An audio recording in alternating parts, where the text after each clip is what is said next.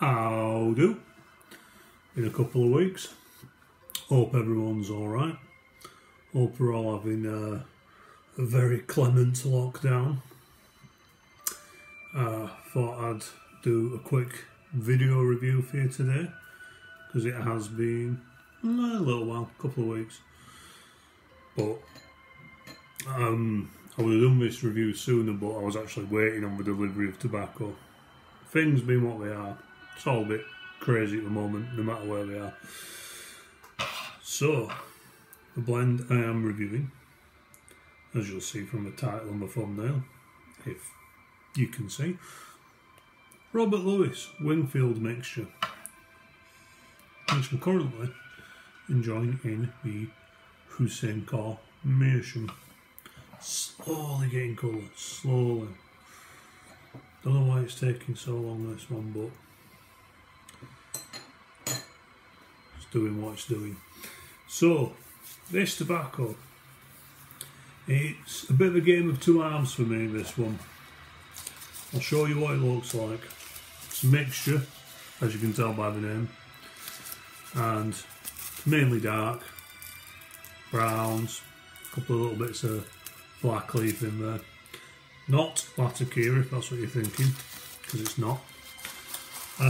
Could be Cavendish, could be Stoved Virginias, but this is apparently 100% straight Virginia. Obviously, as with all straight Virginias, different varieties.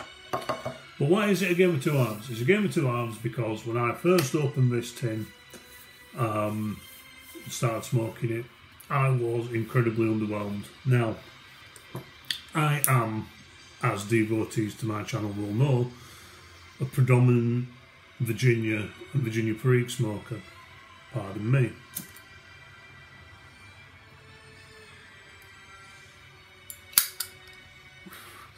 So when a blend underwhelms like that, it makes me think, what's the deal, what's gone wrong, why am I not enjoying it, when normally I do enjoy blends of this genre. And the main reason why I wasn't enjoying it is because I wasn't getting anything out of it in terms of flavour. I wasn't really getting anything out of it in terms of strength. It just wasn't really doing anything for me. In fact, if anything, I could feel the beginnings of tongue bite on that first ball.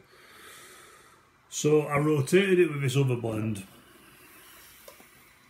4th generation Stockaby 1931, which I'll review next.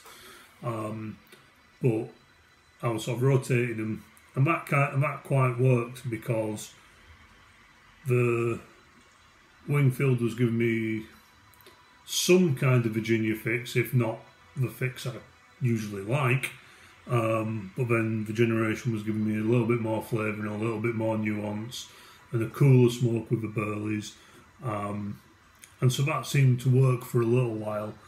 And then something happened. This tobacco took on a different personality altogether. It ditched the hot air, it ditched the bitiness, and it started being nice. Now, I'm putting it down to the tobacco's getting some form of air to them. But once that seal was cracked and the blend was oxygenated, if that is the correct term, probably not. But once it started getting air to it, after a few days, it was like a different smoke altogether. Now this happens quite a lot, which is why I persevere with blends rather than just write them off after the first bowl, because the first bowl is never the correct assessment, which is also why I tend to avoid first impressions videos. Now by this point I've smoked like 45 grams of this, maybe a bit more, and I would honestly say I do enjoy this blend. It's very, very good. But like I said, that first couple of bowls, it completely underwhelmed. It was just one-dimensional, and I was so shocked because the previous Robert Lewis blend that I've smoked and reviewed on this channel was all cereal mix, which I really, really rated. It was something so different, something so on its own, an Oriental and Turkish forward with a bit of Virginia, a whisper of Perique. That was a really enjoyable blend, and one that I will continue to stock up on. But then when I first tried this one, I just couldn't believe that they'd come out of the same well, I would say same blending house. They're both Coalhouse and Cop, so they're not the same blending house they once were, but you know what I mean. I couldn't believe that they were sister blends, if you will. But perseverance has paid off. Oxygenation, if that is the word, probably not, has paid off. And now I really enjoy this blend, and since sort of the latter half of last week, I've been smoking this blend exclusively. And yeah, I really enjoy it. I still find if I smoke it a little bit too fast, if I get a bit too enthusiastic and end up having about 5 bowls in a day, yeah, my tongue might be a little bit dead, but that would happen with a lot of other blends, so I'm not blaming this one for it.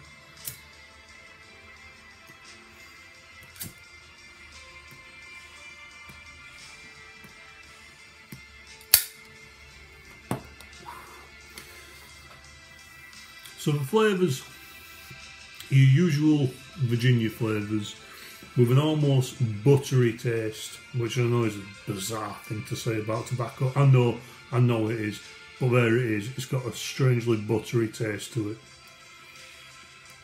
To my palate, anyway. Definitely one that's better for sipping. Well, it's an easy smoke, and that lack of complication, or should I say complexity, is a good thing really, because it means you can just tuck into this anytime. You don't need to think about it. It just is what it is. So the rating I would give this blend would be 4 out of 5. And I think that's more than fair. You know, despite the initial first couple of bowls. But like I say, sometimes that's just the way it is. Nonetheless, I enjoyed it. One quick update before I go. If you haven't seen on Facebook or Instagram, the UK Pipe Show has been postponed due to the COVID-19 pandemic. It's the right call to make. It's not the call I necessarily wanted to make, but it's the right call to make.